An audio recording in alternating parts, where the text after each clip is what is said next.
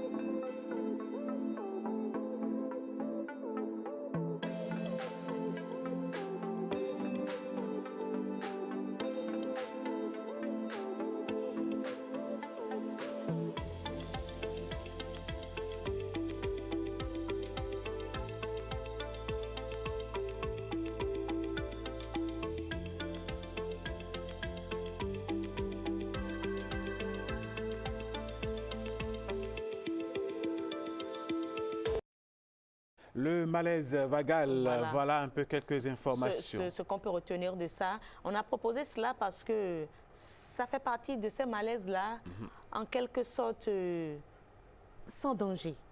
Quelles que soient les complications, un peu comme on a vu également en temps normal, c'est sans danger. Et nous-mêmes, nous pouvons aider le patient. On a vu les positions qu'on pourrait l'aider à adopter pour récupérer rapidement. Mais il y a d'autres malaises. Il y a d'autres malaises et ça, c'est ce qu'on va essayer de démontrer ici avec un mannequin. Pas un mannequin. Disons une cible, quelqu'un qui va me servir de modèle. C'est ça, un humain qu'on aura tout à l'heure. Et le professeur, on va recevoir le professeur Eugène Zoumenou, voilà, le professeur en anesthésie, réanimation, pour nous montrer un peu comment on peut faire ces genres de malaise et on peut sauver la personne qui s'écroule devant nous, qui tombe en syncope et puis on pourra l'aider à récupérer. Mais comme on le dit, on a commencé par le dire au début, tout est-ce que je vais appeler ça tout malaise? Toute personne qui tombe, qui fait un malaise ne fait pas l'AVC. L'AVC. Et là, parce que des fois on dit qu'il faut mettre du sucre dans la bouche, parfois c'est encore un risque.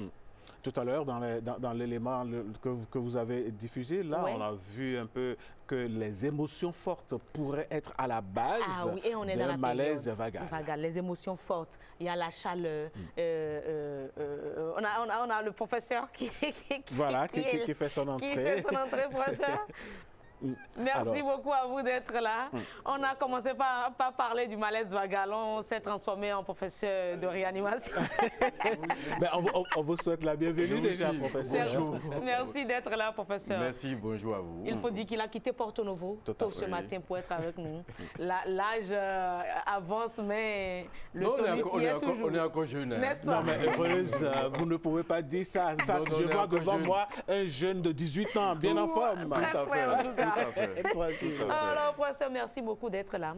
On a montré juste avant votre installation une capsule sur le malaise vagal qui nous démontre un peu le malaise vagal, mais ce n'est pas ça seulement c'est pas le type de malaise le seul que nous avons. Il y en a tellement. Ah, vous avez déjà montré Oui, on a montré ce que c'est que le malaise vagal. En dehors du malaise vagal, quel autre malaise pourrait-on avoir? Alors, on va recommencer au début. Parfait.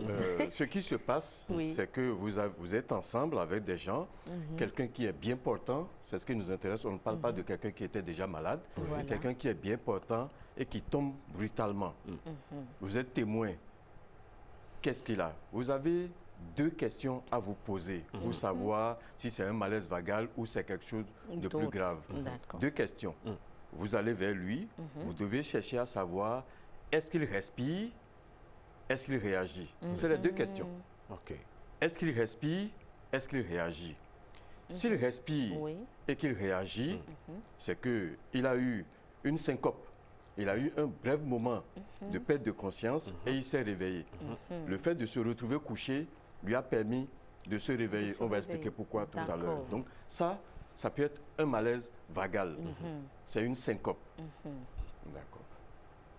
Le deuxième cas, vous allez vers lui, il ne réagit pas, il ne respire pas. Là, c'est un arrêt cardiaque. D'accord. Il ne réagit pas, on le pince, il ne répond plus, on le pince, il ne réagit pas à la douleur. Vous regardez, vous cherchez à voir est-ce qu'il respire, il ne respire pas, manifestement, il est en arrêt cardiaque. Et là c'est plus grave. C'est plus grave parce qu'il y a, dans les 5 minutes, si on n'a pas commencé les manœuvres de réanimation pour permettre au cerveau de recommencer à avoir du sang, le cerveau meurt. Dans les 5 minutes. Dans les 5 minutes. Même si on arrive à faire de la réanimation après, on va peut-être récupérer le cœur, mais le cerveau ne reviendra plus. Et dans ce cas, qu'est-ce qui va se passer si le cerveau ne revient pas, professeur? Non, il va rester grabataire, il reste dépendant toute sa vie. Tout le reste de sa vie. Juste parce qu'en 5 minutes, on n'a pas pu faire quelque chose. En 5 minutes, vous n'avez pas pu faire quelque chose. Le cœur qui s'est arrêté, il n'y a plus de sang dans les organes, dont le cerveau. En 5 minutes, le cerveau, d'autres organes vont mettre un peu plus de temps avant de mourir. Mais le cerveau, lui, dans les 5 minutes, il meurt. C'est pour ça qu'il faut aller vite. Maintenant, pourquoi, je vais dire, en ces périodes de fête, ces malaises-là augmentent? En fait, ce n'est pas à cause de la période des fêtes que les malaises augmentent. À cause de la période des fêtes, il y a des essais qui vont faire que certains vont venir s'ajouter à des malaises qu'on observe déjà tous les jours. Il faut savoir que vous assistez à des morts subites. Oui. Il y a des morts subites. Il y a des gens qui disent il était très bien et puis il est tombé. Le temps qu'on l'amène à l'hôpital, il est décédé. On va dire c'est une mort subite. Mais en fait, tout a commencé depuis le moment où on a dit il est tombé. Tout à l'heure, j'ai dit il est tombé. On est allé regarder. C'est peut-être un malaise vagal. Donc, on a vu qu'il respirait. Il réagissait. Lui, on peut l'aider à se relever, mais ça ne veut pas dire qu'il est sauvé. Il a peut-être un problème cardiaque. Il faut toujours aller voir un médecin après. Mais ça peut être plus grave. Il ne réagit pas, mais il respire. Il ne réagit pas, mais il respire. Là, il y a beaucoup d'autres possibilités. C'est un coma. Peut-être qu'il est en hypoglycémie. Quelqu'un qui a pris beaucoup d'alcool en période des fêtes peut faire une hypoglycémie. C'est peut-être un diabétique qui a pris ses médicaments, mais qui a fait des essais éventuellement d'alcool. Il va faire une hypoglycémie. Et il y a d'autres causes de Donc l'excès, si je retiens bien, l'excès d'alcool peut être la cause. L'excès d'alcool peut être la cause. L'excès d'alcool peut être la cause, notamment en donnant une hypoglycémie, mais en faisant en sorte aussi que peut-être que la tension a chuté, il a pris de l'alcool, il n'a pas bu suffisamment d'eau. Vous savez que l'alcool déshydrate aussi. Bien sûr, bien sûr. L'alcool déshydrate, il n'a pas pris suffisamment d'eau, il peut faire aussi... Professeur, quelle est la place des émotions fortes, des sensations fortes dans la survenue de ces crises? Oui, les sensations fortes aussi peuvent être à l'origine d'un réflexe vagal. Mais comment on peut expliquer la chose? Mais il n'y a pas que ça. Vous voyez, quand vous avez une sensation forte, votre cœur bat plus vite. Votre cœur bat plus vite. Et en fonction de son état antérieur, il va supporter ce surcroît de travail que vous lui demandez. Quand le cœur bat plus vite, il a besoin de plus d'oxygène. Et si le cœur lui-même n'était pas en mesure de faire ce surcroît de travail pour apporter plus d'oxygène, il peut effectivement... Un cœur qui n'était pas bien portant. Un cœur qui n'était pas bien portant. Il faut savoir aussi qu'il y a beaucoup de choses, vous savez, parfois certaines personnes, quand ils se lèvent brutalement, quand vous levez d'un coup, la tension chute. Parce que quand vous passez d'une position à l'autre, il faut le temps pour l'organisme de se réorganiser, pour s'adapter à la nouvelle situation. Vous savez à quoi moi je pense dès que vous le dites? Ceux-là qui sont surpris par le temps et puis sursautent du lit. Il est en retard et puis il se rend compte qu'il faut qu'il fasse vite. Quand on est jeune et en forme, l'organisme arrive à réagir vite. Mais plus on prend de l'âge, ça devient dangereux. Parce que quand vous passez de la position couchée à la position assise déjà, il faut prendre le temps pour que l'organisme se réadapte.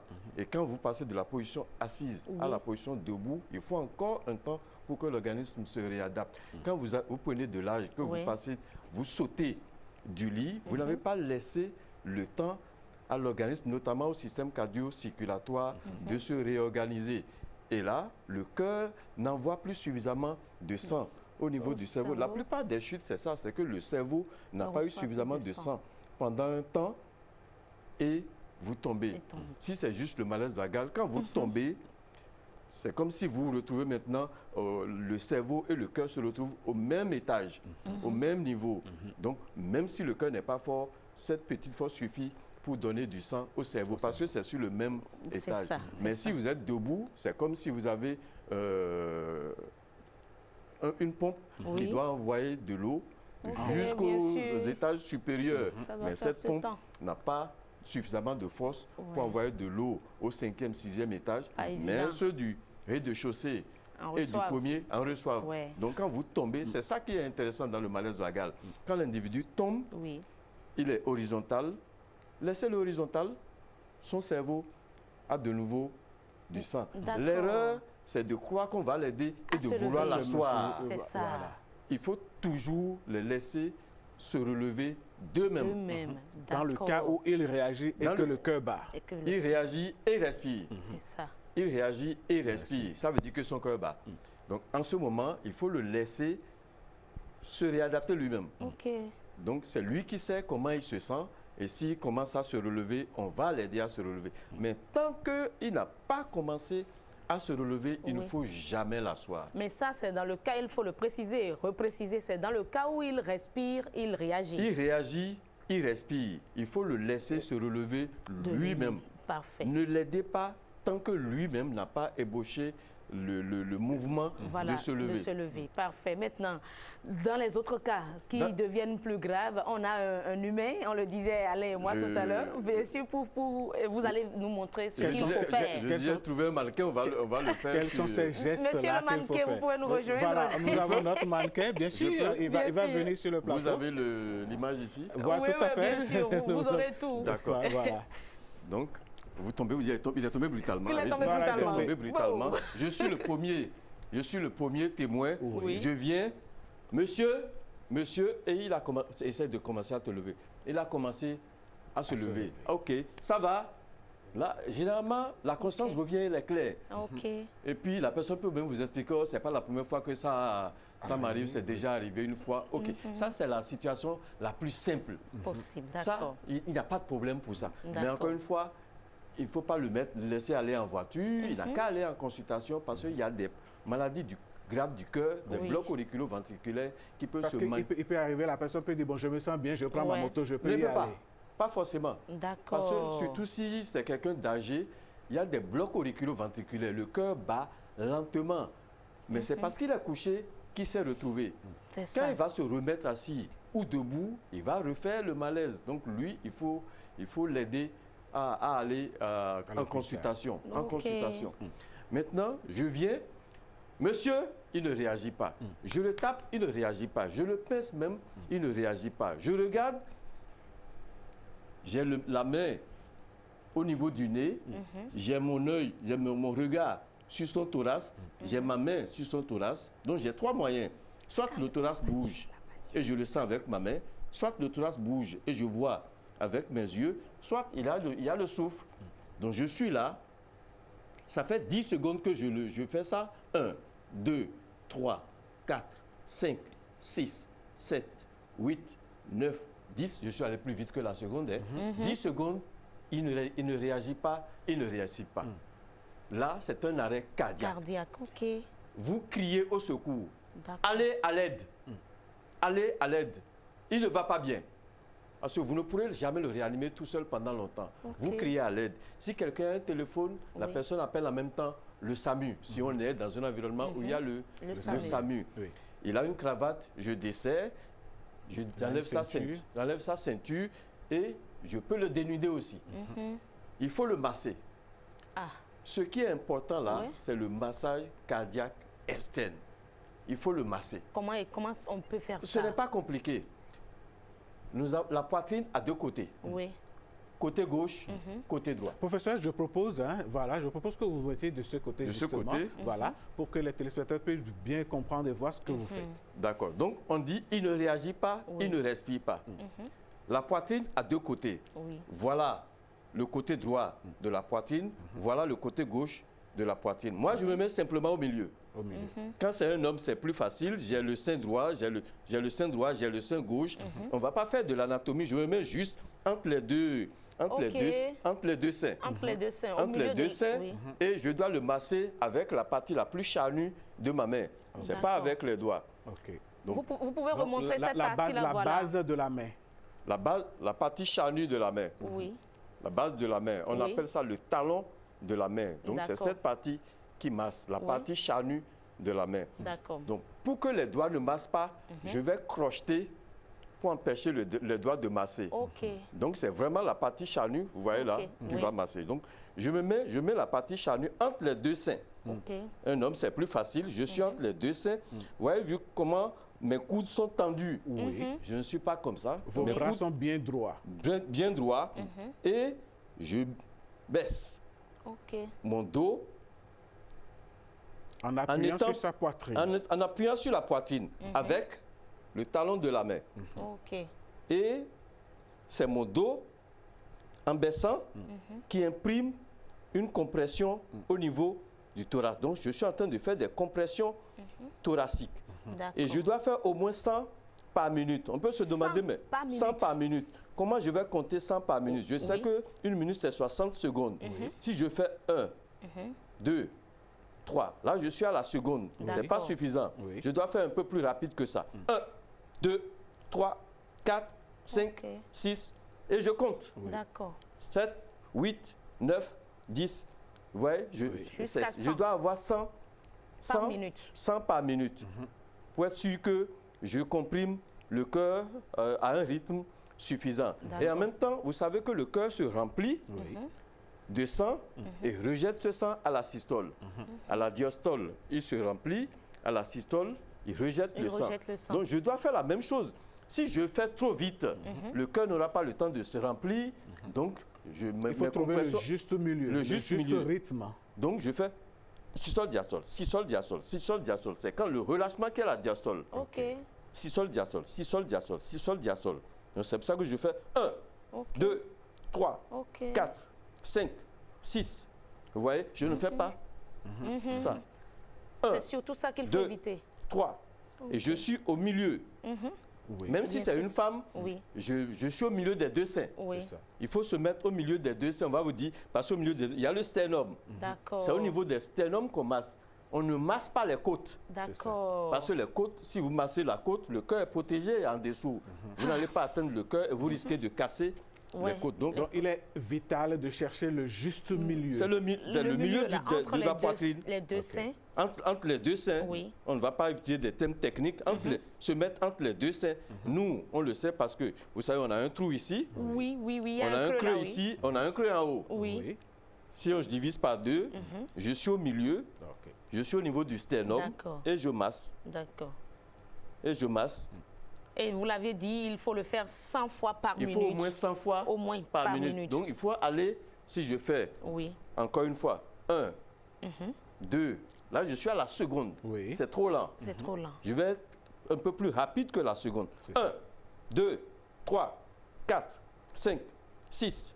Et comment savoir que ça a des faits, que le patient réagit? Le patient va recommencer. Soit le patient se réveille, soit le patient recommence à respirer. À respirer, d'accord. À respirer. Ou bien, vous allez voir un premier mouvement de respiration qui vous dit que il est en train de s'améliorer. Tant que vous n'avez pas réussi, tant qu'il ne s'est pas réveillé, vous ne vous arrêtez pas. D'accord. Parce qu'il faut des secours pour venir le chercher. Est-ce à dire, professeur, qu'il faut continuer autant de fois jusqu'à l'arrivée des secours? Justement, c'est pour ça qu'il faut être nombreux. Parce que vous allez être fatigué, vous qui êtes vous qui avez commencé. C'est le but d'avoir appelé au secours. D'avoir appelé au secours pour que d'autres viennent, pour qu'on se remplace. Ça veut dire qu'il faut qu'on soit nombreux à savoir faire ça. Mais il y a une dernière situation. Il ne réagit pas, mais il respire.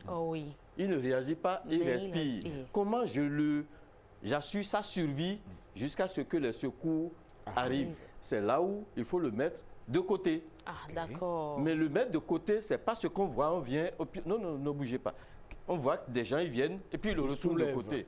Non, ce n'est pas comme ça. Pour le mettre de côté... C'est quel que soit le côté déjà? Quel que soit le côté. D'accord. Il n'y a que les femmes enceintes qu'on met sur le côté gauche. D'accord. Mais sinon, quel que soit le côté, c'est un geste caractéristique. C'est pas improvisé. Vous avez vu, j'ai mis le bras en perpendiculaire par rapport au thorax, par rapport au thorax, et l'avant-bras perpendiculaire par rapport au bras. De mon côté, du côté où je suis. L'autre côté, j'empaume et je lui mets le paume de la main sous la joue. Et je reste là. Et ne m'aidez pas. Hein. Donc, et puis je prends le genou plié que je retourne vers moi. D'accord. Ça, il faut avoir une force pour, hein? Non, ça se fait facilement. D'accord. Et là, il est dans la bonne position. Parce qu'il est inconscient, il ne réagit pas, mais il respire encore. Si on ne l'aide pas, bientôt, la langue va chuter au fond de la gorge et il ne pourra plus respirer correctement. Il va s'étouffer. Il va s'étouffer. Il peut vomir et s'il vomit, il va vomir directement dans ses poumons s'il reste sur le dos. Alors que s'il reste sur le côté, il va vomir dehors. C'est ça. Et comme il est inconscient, il n'a plus le réflexe de protéger ses voies aériennes. Vous et moi, quand on est en éveil, dès qu'il y a le moins de liquide, le moins qu'un étranger qui cherche à aller dans les poumons, on tousse. Bien sûr. Mais lui, il est inconscient, il n'a plus ce réflexe-là. Donc il faut le mettre de côté, dans cette position, le temps que les secours arrivent.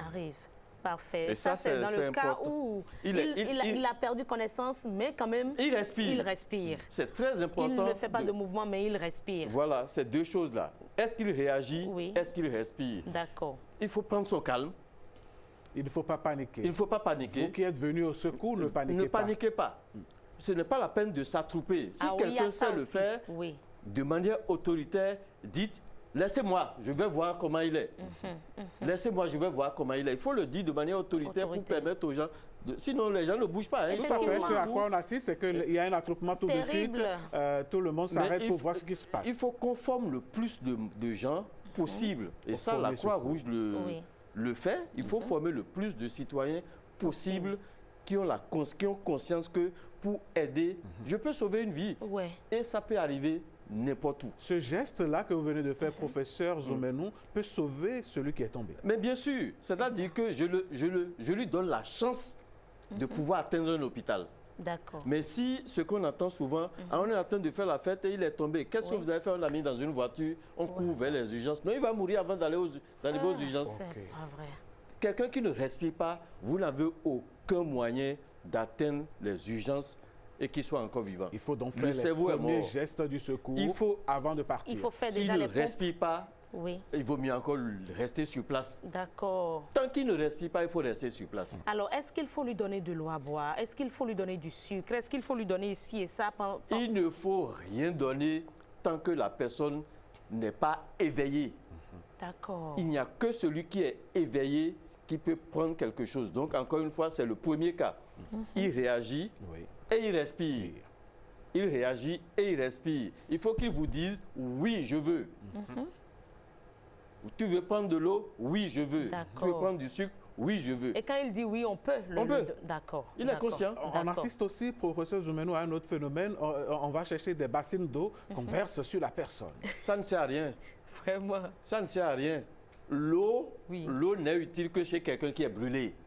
OK. Quelqu'un qui est brûlé, on peut lui jeter de l'eau dessus. Mais dans tous les autres cas, il n'y a pas.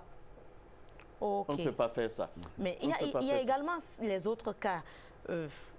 Étouffement suite à l'alcool ou suite à un repas. Il tombe dans un combat éthylique. Fausse route. Fausse route. Vous êtes, pour la fausse route, il y a une situation caractéristique. Vous êtes en train de... Est-ce qu'on est dans la bonne position? Bien sûr, on est vous êtes en train de manger, vous êtes à table et quelqu'un a une fausse route. Tant que la personne parle et tousse, c'est bon. D'accord. Elle va finir par éjecter le corps étranger. Mais quelqu'un qui... La voix ne sort plus. Vous êtes en train de manger, quelqu'un essaie de vous parler, la voix ne sort plus. Du mal à respirer, ça veut dire qu'il étouffe. En ce moment, il est costaud. Vous allez toujours vous tourner. Voilà. Donc, lui, il est costaud. Vous vous levez, vous allez le chercher, vous le mettez debout, il est conscient. Encore en ce moment, vous formez le point, vous êtes debout derrière lui. Je suis entre le thorax et l'abdomen. Il y a un creux là, le creux qui est là. Je forme le point en ce creux et je fais un coup brusque dedans. Comme si vous voulez le soulever. Comme si je voulais le soulever. Exactement, vous avez bien dit. OK. Ça, c'est on parle de la manœuvre de et ce qui est bloqué. Voilà, c'est l'idée. C'est-à-dire que j'appuie et je soulève. D'accord. D'un seul coup. Avec force. Avec force. D'accord. Suffisamment avec force. Avec force. En espérant que, avec ma pression, le bout d'aliment ressorte. Et là, il commence à tousser. Et quand il tousse, il est sauvé. Tant qu'il tousse, la toux, c'est un réflexe de sécurité. Alors, professeur, s'il s'agit d'un enfant, d'un nourrisson, d'un être plus jeune... Là, c'est plus difficile. Bon, lui, il est costaud. Lui, il va c'est notre grand gars par ici. Non, si c'est un enfant, merci beaucoup. Vous vous asseyez sur une chaise, vous mettez l'enfant sur votre genou, la tête qui est pendante, donc les membres pelviens, la cuisse est vers vous, la cuisse est vers vous, la tête est vers l'extérieur. Et vous tapotez son dos. D'accord. Vous tapotez son dos. OK, donc le bébé est posé sur le ventre. Le bébé est posé sur le ventre. D'accord. Le bébé est posé sur le ventre. La tête à ce qui est dans le vide. Oui, au niveau des genoux. La tête est au niveau des genoux, les cuisses sont au niveau de vos cuisses. OK. Et puis vous tapotez sur son dos. Jusqu'à ce que le mouvement de tout Il revienne. est donc important de connaître les premiers gestes, les gestes qui sauvent. Malaise et arrêt cardiaque. Est-ce qu'il respire? Est-ce qu'il réagit? Il faut toujours se poser cette question. Oui, pour pouvoir avoir les trois situations. Il réagit. et il respire. On le laisse se relever. Et on le laisse se relever, on l'aide à se relever. C'est lui qui cherche à se relever. Ça, il est dans un malaise vagal. Oui. C'est normal. Ou bien, il ne réagit pas, mais il continue de respirer. Il faut le mettre en position latérale de sécurité. Ah, d'accord. En position latérale de sécurité jusqu'à ce que les secours arrivent. Donc, il ne réagit pas, mais il respire. C'est là qu'il faut le tourner. Il faut le mettre en position latérale de sécurité que vous avez montré tout à l'heure. Mais il ne réagit pas et il ne respire pas. C'est un arrêt cardiaque. D'accord. Et là, il faut commencer par faire les pompes. Il faut crier au secours voilà. et commencer à faire le massage cardiaque externe. Professeur Zoumenou, ce n'est donc pas la peine de dire que parce que nous sommes en train de faire la fête, les sorciers ne sont pas contents et commencez pas à crier, commencez pas à prier pour laisser le gars par terre là. Il faut apprendre les gestes qui sauvent. Les sorciers, c'est juste une cause. Les sorciers, c'est une cause. Si c'est les sorciers qui sont à l'origine du malaise, ça n'empêche pas qu'on puisse sauver celui qui a le malaise. On ne traite pas, je ne traite pas la cause. Voilà. Ah non, mais franchement, merci beaucoup, professeur, pour toutes ces informations. Je crois qu'on a quand même retenu beaucoup d'informations aujourd'hui. Et je peux dire, avec, en quelque sorte, on peut dire avec fierté qu'on a aidé des citoyens aujourd'hui à sauver des... Tout à fait, à connaître les gestes qui sauvent, les premiers gestes. Donc, et le professeur l'a dit, il faut former beaucoup de personnes. Quand vous avez l'occasion et l'opportunité de vous former à ces gestes-là, il faut en profiter. La Croix-Rouge vous nous avez aidé à les avoir. Demain, si tout possible, on doit les avoir sur le plateau. La Croix-Rouge est disponible pour former le plus de citoyens. Et le SAMU aussi s'organise aussi pour pouvoir former les Il y a aussi les éléments, les anciens sapeurs-pompiers, voilà, les éléments de l'Agence nationale de protection civile. Civile aussi. Mais pour éviter d'en arriver à ces, je ne vais pas appeler ça extrême, mais à ces situations, comment faut-il prévenir ces malaises-là? C'est notre mode de vie. C'est notre mode de vie. On accuse souvent le bilan de santé qu'on ne fait jamais. Est-ce que ça également, vous le notifiez? Oui, en fonction de l'âge. Mais plus que le bilan de santé, il faut avoir déjà une hygiène de vie. Comment je mange, comment je bois, comment je dors, comment je marche, comment je bouge. Il y a des gens qui ne bougent pas. Et beaucoup, le grand mal actuellement, c'est la sédentarité et l'inactivité physique. Moi, je suis heureux de vous voir faire votre émission debout. Mais après, professeur, à la fin, on a mal à la hanche. Au bout de 2 heures, c'est compliqué. Il faut dire que c'est une lutte, même on est dedans. Oui. Mais c'est quand même intéressant. Sanitairement, c'est bon. Pour vous, si on vous avait mis dans une émission où pendant 2 heures, 3 heures, vous êtes assis, c'est plus dangereux. C'est ça. C'est beaucoup plus dangereux parce que on dit aujourd'hui, la chaise tue. Oui. Elle ne repose pas. Et d'où la nécessité de se lever de temps en temps, de marcher. Toutes les 45 minutes à 1 heure, il faut se lever. Il ne faut jamais s'asseoir plus d'1 heure. D'accord. Beaucoup de gens ne le savent pas. Il ne faut pas s'asseoir plus d'1 heure. Mais on fait des longs voyages, quitter Cotonou pour Parakou, ce n'est pas en 1 heure de temps. Non, ça c'est des situations quand même qui n'arrivent pas tous les jours. Et même quand ça vous arrive, sachez vous arrêter et marcher. Professeur, vous avez parlé de l'hygiène de vie. Je voudrais, avec votre permission, Madame Ladanon, qu'on revienne là-dessus un tout petit peu. C'est vrai que dans notre culture, il y a de ces assertions qui disent il faut manger la vie, il faut vivre, c'est ce que tu manges qui est pour toi. On se fonde sur ces assertions-là et puis on ne contrôle pas réellement ce que vous mangez, ce que nous buvons. Vous savez pourquoi? Si vous êtes, vous savez, aujourd'hui, l'espérance de vie au Bénin, c'est 62 ans. C'est 60-62 ans. Mais il y a quelques années, on n'était pas à 62 ans, on était autour de entre 40 et 50 ans. Donc, si je dois mourir à 50 ans, pourquoi voulez-vous que je prenne des dispositions pour... Mais quand je suis dans un pays où je sais qu'on vit 80 ans, 90 ans, je fais attention. Je fais attention parce qu'il y a l'espérance de vie et il y a l'espérance de vie en bonne santé. Et pour avoir une espérance de vie en bonne santé, il faut prendre soin de soi. Et je disais tout à l'heure, il y a plusieurs piliers, donc 5 principaux. Comment je mange? Qu'est-ce que je mets dans mon assiette? Qu'est-ce que je bois? Dès qu'on se réveille le matin, il faut commencer à boire le premier verre d'eau. Qu'est-ce que je bois? Comment je pense? Le stress? Comment je gère? Toute cette semaine, les invités nous ont parlé que du stress. Comment je gère le stress, ça tue. Comment je gère le stress? Comment je dors? Oui. Est-ce que je dors suffisamment, tout ça? Et puis après, le dernier, mais pas des moindres, comment je bouge? Moi, ce qui m'intéresse le plus là, c'est comment je bouge. C'est ça. Sédentarité et l'inactivité physique. On quitte la maison, on prend sa voiture, on vient s'asseoir au bureau, ou bien même au marché, on est devant son étalage du matin jusqu'au soir. Je suis sûr que dans le mois de décembre, vous avez déjà entendu parler d'AVC chez quelqu'un. AVC, embolie pulmonaire, infarctus du myocarde, c'est la chaise. Eh bien, Madame Danon, je crois que tout le reste de l'émission ne suffirait pas pour finir. C'est pour ça que nous sommes là pour éduquer les citoyens à comprendre que leur santé, c'est important et il faut agir. On a eu les premiers gestes qui sauvent aujourd'hui face à un malaise. Je crois que chacun n'a qu'à peut-être reprendre cette vidéo-là qui serait certainement en ligne et s'appliquer. Tout à fait. Voilà. Vous avez une belle capsule que je vous suivez, n'est-ce pas? Merci beaucoup, professeur. Eh bien, voilà, on va donc remercier le professeur Eugène Zoumenou qui nous a fait l'honneur et le plaisir de nous rappeler ces gestes et de nous les montrer pour certains, pour la première fois, des gestes qui sauvent. Merci beaucoup, la Danone.